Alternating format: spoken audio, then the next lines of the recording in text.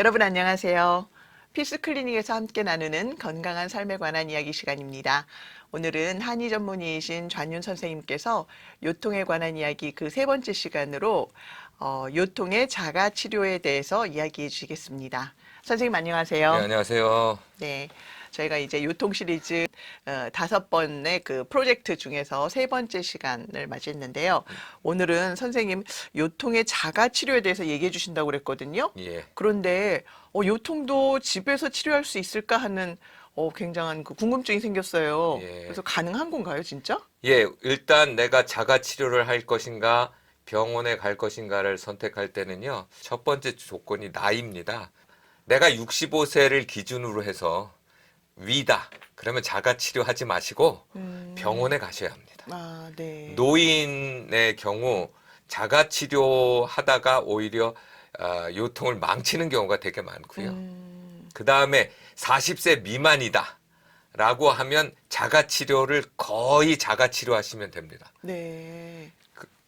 급성인 경우에요. 그런데 문제는 40세에서 65세 사이에 있는 분들이 치료가 참 애매합니다. 그 애매한 이유가 몇 가지가 있는데 여성의 경우에는 폐경을 또 기준으로 해야 됩니다. 그리고 남성의 경우는 테스토스테론이라고 하는 남성 호르몬이 잘 나오는가 안 나오는가를 또 기준으로 할 수가 있어요. 그러니까 쉬운 얘기로 하면 내가 40에서 65세 사이인데 요통이 급성으로 왔다. 그러면 이건 자가 치료를 할 수도 있고 병원으로 갈 수도 있습니다. 네네. 그러니까 요 사람들은 좀 판단이 조금 디테일하게 돼야 되고요. 네네. 나머지 40세 이전 사람이 30대인데 갑자기 허리가 아파요. 네. 그러면 내가 이걸 자가 치료도 고칠 수 있다라고 생각을 하실 수 있어요.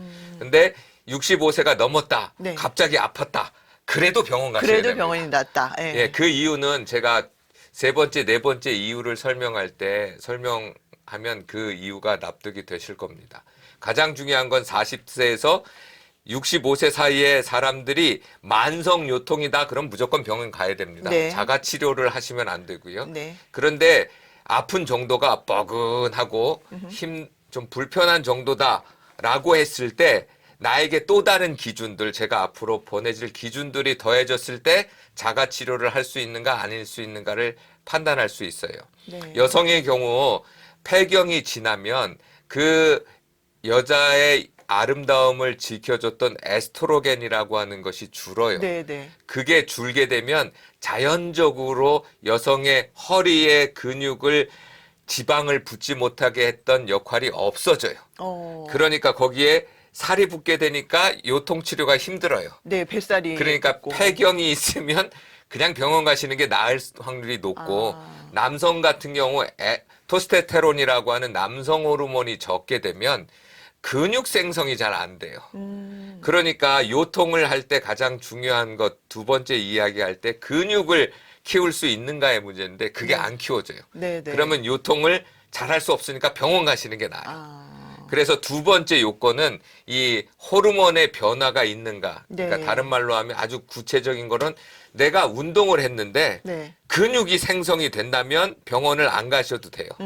그래서 급성인 경우 또 통증이 그렇게 심하지 않고 만성이지 않은 경우는 자가 운동으로 가능할 수 있습니다. 네네. 그 신전 근육을 강화하는 운동들을 하게 되면 근육이 강화되기 때문에 많은 경우 치료가 될 수가 있어요. 그런데 내 몸이 운동을 했는데 근육이 안 붙는 사람이에요. 그럼 병원 가시는 게 낫습니다. 네. 왜냐하면 허리를 지탱하고 있는 근육들은 대단히 많아요. 근데 그 근육들이 강화되려면 근육에 단백질이 공급돼서 단백질 대사를 통해서 근육이 늘어날 수 있으면 네네. 내가 요통을 고치는데 확실히 도움을 얻을 수 있습니다. 네. 그래서 운동을 해서 내 근육이 늘어나는 사람이다 라고 하면 40에서 65세 사람이라면 자가 치료를 해보는 것이 또 괜찮습니다. 네. 세 번째 조건인데요. 그거는 소화력이 왕성한가 하는 거예요. 내가 만약에 자가 치료를 할 때 가장 중요한 것이 식생활을 변화시키는 건데 내가 위장이 좋지 않다라고 하면 요통 치료하는데 대단히 어려움을 겪을 수가 있어요. 네. 그럴 땐 병원 가시는 것이 낫습니다. 그래서 내가 소화력이 왕성한가, 내가 어떤 음식을 먹었을 때 특별히 기름과 단백질을 먹었을 때 소화를 잘 시키는가에 대한 문제들을 보셔야 합니다. 네. 만약 위산이 잘 나오고 소화가 문제가 없다면 자가 치료를 할 수 있는 자격 조건을 갖게 돼요. 네. 그런데 내가 소화가 잘 안 돼요. 그러면 식생활의 변화를 줘도 요통을 치료하는데 특별히 복압을 높이는데 실패할 확률이 높습니다. 네. 그래서 그런 경우에는 병원에 가는 게 좋습니다. 예. 그리고 네 번째는 이제 불면증이 있으면 안 됩니다. 그러니까 우리 몸을 고칠 때 가장 중요한 시간이 잠자는 시간이에요. 네. 특별히 요통도 우리 몸에 염증이 많은 거기 때문에 대사 효소가 활발히 이루어져야 되고 그 대사 효소의 활발함을 지킬 수 있는 것이 내가 딥수면 시간이 1시간 이상 혹은 2시간가량이 이루어질 때 우리 몸에서 염증이 줄게 되는데 네네. 내가 불면증이 있고 또 자는 동안 여러 번 일어난다면 우리 몸의 자연 치유력이 그렇게 빨리 발동되지 않아요. 네. 그러니까 내가 병원에 가시는 것이 훨씬 좋습니다. 네. 그리고 마지막 5번째 조건은 한의학에서 가장 중요한데요.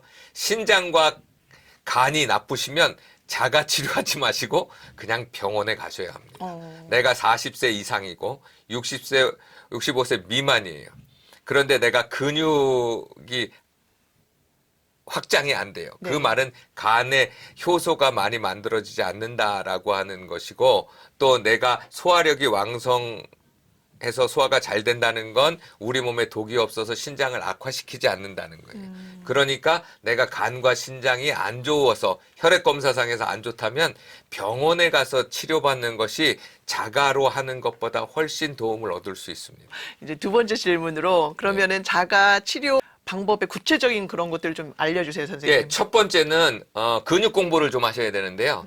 광배근이라고 하는 근육을 공부를 하셔야 돼요. 네. 그런데 우리 등에 있는 그 육체미 선수들이 이렇게 꽉 필 때 날개처럼 펴지는 근육이 있습니다. 네, 네. 그걸 광배근이라고 하는데요. 네. 그 광배근을 내가 의식적으로 움직일 수 있으면 요통이 굉장히 좋아집니다. 오. 그래서 그 광배근을 쓰는 법을 배우셔야 돼요. 그래서 그 광배근을 엉덩이를 중심으로 해서 광배근을 팔의 끝에 붙어 있거든요. 그걸 밑으로 잡아당기면 네. 요추 전만이 자연스럽게 이루어집니다. 어. 그래서 그거를 그 경추 4, 5번이나 그러니까 경추로 있는 부분을 중심으로 이렇게 제가 이렇게 있을 때 이제 광배근을 당기면 앞으로 요추가 나갑니다. 네. 그래서 네. 이 운동을 해주면 요추 전만이 자연적으로 이루어지기 때문에 굉장히 도움을 얻을 수 있어요. 그런데 이 광배근은 이 앞에 있는 대흉근이라고 여자들은 유방에 가려살 보지만 남자들 같은 가슴 운동할 때 있는 이 대흉근이 네. 세버리면 광배근이 힘을 못 써요. 그러니까 사람들이 요 자세를 자꾸 하면 광배근은 힘을 못 쓰고 하루 종일 늘어져 버리게 돼서 요추 전만을 이루지 못하게 되는 거예요. 그러니까 이 대흉근이라고 하는 이 가슴 근육, 가슴의 네. 이 큰 근육을 어떻게든 이완하고 여기를 펴주고, 이완하고 광배근을 밑에서 위로 당겨주면 네. 요추가 자연스럽게 전만이 돼서 이거를 의식적으로 할 수 있도록 하는 것이 중요하고요. 네네. 이 광배근하고 능형근이라고 하는 이 갈비뼈 가운데 있는 근육들이 있는데 이 두 가지 근육을 사용해서 신전 운동을 하면 네. 요통은 대부분 사라집니다. 오. 그런데 문제는 광배근보다 사용하기가 더 어려운 것이 능형근이라고 하는 거예요. 네. 갈비뼈와 갈비뼈 사이에 빗장으로 되어 있는 근육인데요. 네. 그것을 척추를 중심으로 이렇게 모을 수 있으면 갈비뼈가 이렇게 모아집니다.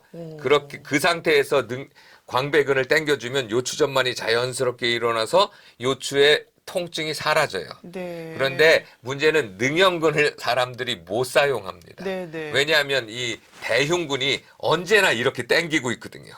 그러니까 하루 종일 능형근은 팔을 벌리고 있는 상태예요. 그러니까 이걸 이렇게 해줘야 근육은 써줘야 네네. 얘가 힘을 얻을 수 있는데 현대인들이 가슴을 안 피니까 능형근을 안 쓰고 우리 등허리에 있는 승모근이라고 하는 네네네. 근육을 향해서 이렇게 피거든요. 네. 그렇게 될 때는 이 승모근을 움직이면 우리가 있는 이 등뼈에 있는 이 붙어 있는 이걸 갑자기 까먹었는데 이게 뭐죠?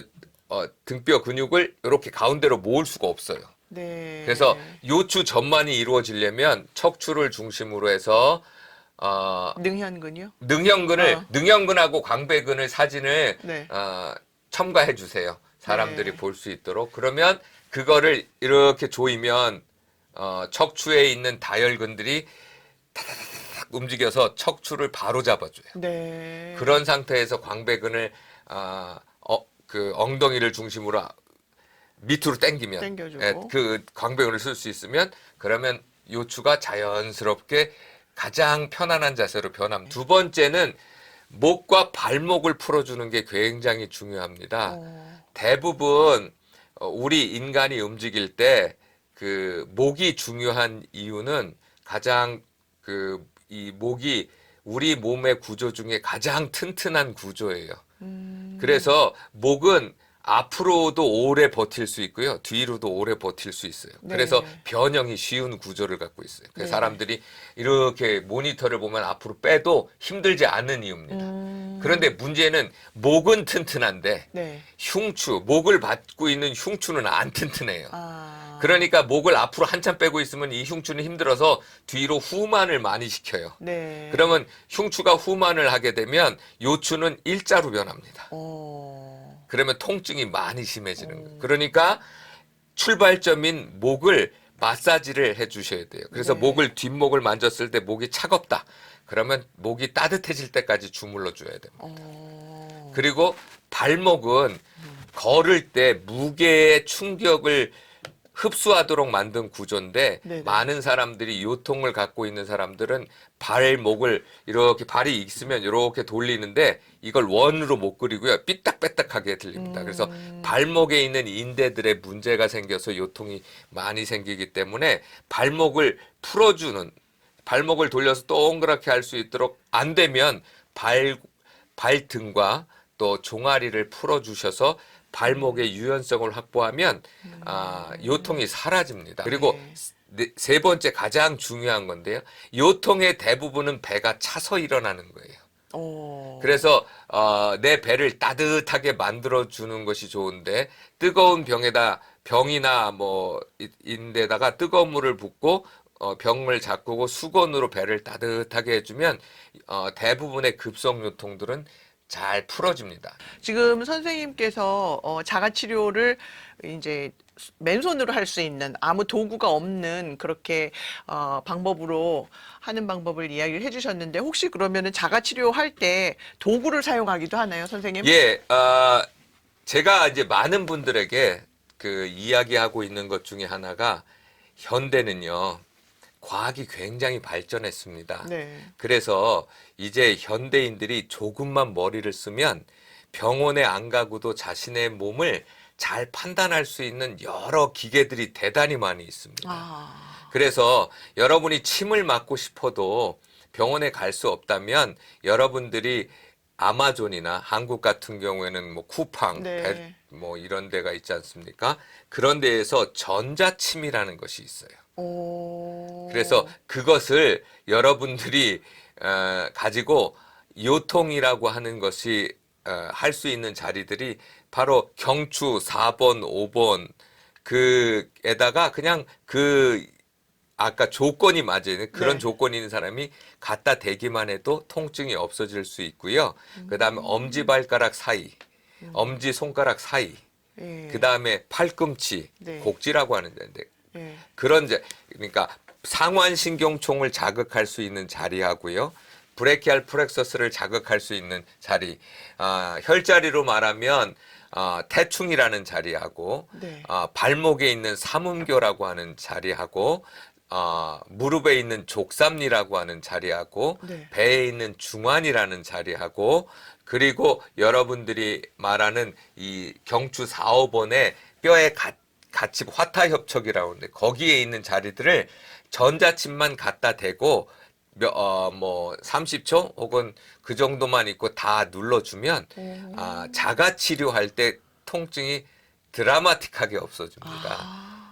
그러니까 그 전자침은 침이 아니기 때문에 누구나 사용할 수 있거든요. 네. 그래서 제가 원격 치료할 때 환자분들에게 신체에 어디를 갖다 대세요. 뭐 편두통이 올 때는 어디를 하세요 하면 침과 유사한 효과를 낼 수 있습니다. 아. 물론 침보다는 못하지만 네. 집에서 할 수 있는 가장 좋은 방법이고요. 네, 네. 두 번째는 여러분들이 네. 앱에 보면 사람의 신체를 찍고 네. 사람의 신체가 어디가 삐뚤어졌는가를 나올 수 있는 앱들이 있어요. 오. 그래서 내가 요통이 있다면 그런 앱을 다운받아서 한번 자기 몸을 찍어보시면 어디가 휘어졌고 하는 것들이 나오고 거기에 대한 설명들이 나와요. 그래서 네. 그 설명을 바탕으로 또 운동요법도 가르쳐 주는 데도 있고 뭐 여러 가지가 있는데 그런 것을 이용해서 여러분들이 해보는 게 중요하고요. 네. 그리고 마지막 권하는 게 있는데 대부분의 요통은 근막에 문제가 돼서 발생하는 것이 많기 때문에 여러분들이 배울 마사지법이 있는데 그 아주 간단한 겁니다. 그거는 등에 피부, 네. 껍질을 네. 그냥 돌돌돌 말아주는 거예요. 그러니까 엄지손가락으로 검지로 해서 이렇게 올려주는 겁니다. 그런 식으로 네, 마사지한다. 그래서 그냥 쭉 등을 마사지하고요. 네. 그 다음에 위로 올린 다음에, 네. 그 다음에 여러분들이 아주 거기다가 뭐 마사지 오일을 바르고 손가락을 이렇게 잡으시고, 네. 엄지손가락 나오죠? 그냥 문질러 주세요. 이렇게. 네. 오. 그러면 대부분은 통증이 경직됐던 근막이 경직됐을 경우는 다 풀리게 돼서 안 아픕니다. 오. 그래서 그런 방법들을 사용하시면 웬만한 요통들은 없어지게 됩니다. 네. 그것이 만성이 아니고 네. 아까 제가 말한 조건을 충족한다면 충족하면서. 웬만한 통증은 다 없어집니다. 네. 오늘 이 시간에는 요통의 세 번째 이야기로 우리 자가 치료에 관해서 이야기를 또 나눠보았습니다. 오늘 선생님께서 말씀하신 부분에서 우리가 근육 또 이름도 많이 나왔고 또 이제 혈자리의 이름도 많이 나왔는데 이 방송 보시고 여러분들 여러 번 보신 후 잘 메모하셨다가 한번 집에서 실천해 보시면 좋을 것 같습니다. 오늘 이 영상이 여러분들께 많은 도움이 되셨기를 바라면서 여기서 인사를 드리도록 하겠습니다. 선생님 감사합니다. 네, 감사합니다.